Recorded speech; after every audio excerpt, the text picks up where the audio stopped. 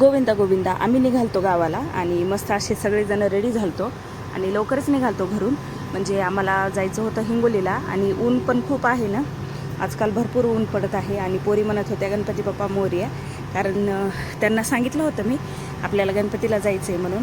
आणि तुम्ही बघू शकता किती ऊन आहे. असं म्हणजे टेम्परेचर सध्याच्या पिरियडला खूप जास्त झालेलं आहे. आणि भरपूर असे नवरी नवरदेव पण येत होते तिथं, म्हणजे न्यूली मॅरिड वगैरे दिसत आहेत ना, जवळपासच्या खेड्याचे ते. आणि चप्पल ते सोडून आम्हाला थोडंसं बिना चप्पलचं जायचं होतं. पाय भाजत होते. आणि रांग बघू शकता तुम्ही किती मोठी रांग लागलेली आहे, म्हणजे लाईन लागलेली आहे.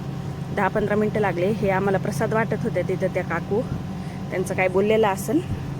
आणि मदत आल्यावर थोडंसं बरं वाटायला लागलं, कारण खूप गरम होत होतं आणि भंडारा पण होता तिथं. पण आम्हाला उपवास असल्यामुळं आम्ही काय खाल्लं नाही तिथं आणि लगेच निघालो घरी.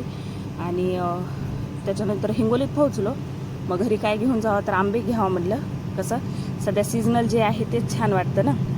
मग आंबे घेतले, खूप गोड होते आणि छान असा वास येत होता. तुम्हाला माझ्या मागून ट्रेनचा आवाज येत असेल त्याच्यासाठी सॉरी. आणि आलो आम्ही आमच्या घरी, आमच्या घरी आलो. ताईने हाय केलं मला दुरूनच. आणि कसं स्वराच्या काकाने तिच्या नावाने एम्पोरियम ओपन केले. आणि ही मांजर मी आणि पोरींचे पप्पा दुसऱ्या गणपतीला जात होतो. आम्हाला मोदक व्हायचे होते, म्हणजे आमच्या हिंगोलीतच गणपती आहे, तिथं जायचं होतं. आणि खूप छोट्या छोट्याच गल्ल्या आहेत तिथं. मग मोदक वगैरे घेतलं आणि रांगेत परत म्हणजे उभं राहिलो आम्ही परत. आणि तिथं पण 15-20 मिनटं लागली आम्हाला रांगेत. आणि कसं खूप अशा मोठ्या बिल्डिंग झाल्या, हवाच येत नव्हती, गरमी होत होती. मग दर्शन ते छान झालं तिथं पण. आणि फोटो वगैरे काढायला काय भेटलंच नाही मला. मग रिटर्न निघालो आम्ही घरी. आणि आता मोदक वगैरे वाटायचे होते, तर मग कुठं जावं म्हटलं तर लेकरं खेळायला गेलेत म्हणून बघायला मी आणि पोरींचे पप्पा गेलो. आणि त्यांची आजींनी नेलं त्यांना खेळायला. हे आहे आमच्या घराच्या मागे.